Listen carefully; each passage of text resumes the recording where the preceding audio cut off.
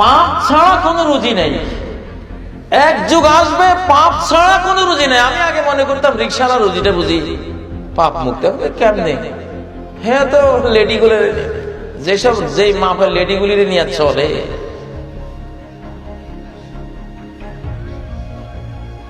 কি রিক্সা চালায়,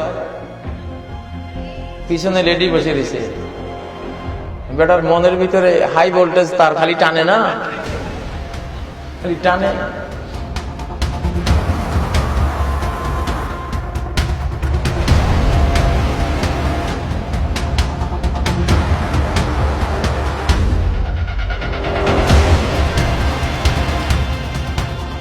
আল্লামা আহমদ শফি আকরামাহুল্লাহ তেঁতুল কইছিল, নারীদেরকে তেঁতুল কইছে, মহিলা তেঁতুলের মতো, তেঁতুলের মতো, তেঁতুলের মতো। আমি তো কইলে তেঁতুলের থেকে আরো মারাত্মক বলি, রসায়ন শাস্ত্র। মেয়ের আল্লাহ মেয়ে লোকদেরকে বানাইছে রসায়ন শাস্ত্র, ঠিক না?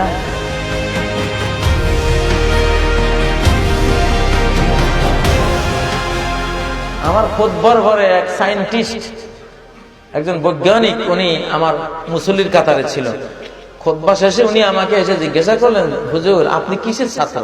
মানে উনি বলছে আমি শুধু সায়েন্সে পড়ছি সারা জীবন, সায়েন্টিফিক টার্মগুলি ব্যবহার করে, এই জন্য। আপনি 100% সঠিক কথা বলেছেন। একটা নারীকে দেখলেই পুরুষের ভিতরে নজর বিনিময় হওয়ার সাথে সাথে হরমোনগত চেঞ্জিং আসতে থাকবে, বিপ্লব, আগুন জ্বলে যাবে তার তার তার যৌবনের সেই অস্ত্রের ডিপুর মধ্যে আগুন জ্বলে যাবে।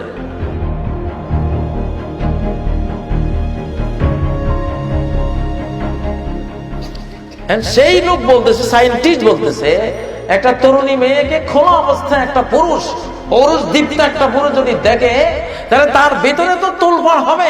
যদি দুর্বল পুরুষ হয় তার বীর্যস্খলন হয়ে যাবে। এতটা ভয়ঙ্কর সায়েন্টিস্ট বলতেছে, আমাকে বললো সাভার নামা বাজার মসজিদের মধ্যে।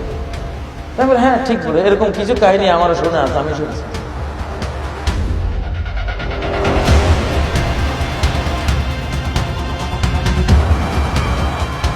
হুজুর বলছেন তেঁতুল, সেজন্য একেবারে এক নাস্তিকে চিল্লি শুরু করছে, গাদা কোথাকার, ওর মতো গাদা আছে নাকি পৃথিবীতে? ওটা গাদা অথবা হিজড়া নপুংসক, ঠিক নয় কি?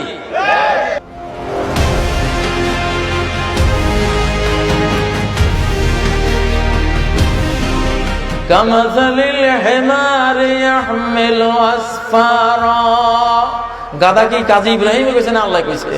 এগুলি হলো কামাসালিল হেমার। এগুলি কি হেমার? হেমার মানে কি? গাদা।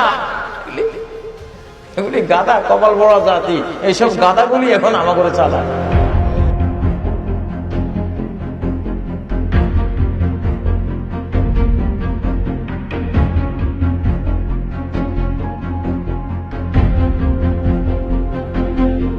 মাননীয় প্রধানমন্ত্রীর কাছে আবদার, এইসব গর্দবগুলির একটু যদি উনি বিচার করতেন, কি খুশি যে হইতাম, ঠিক না? কি খুশি যে হইতাম আমরা।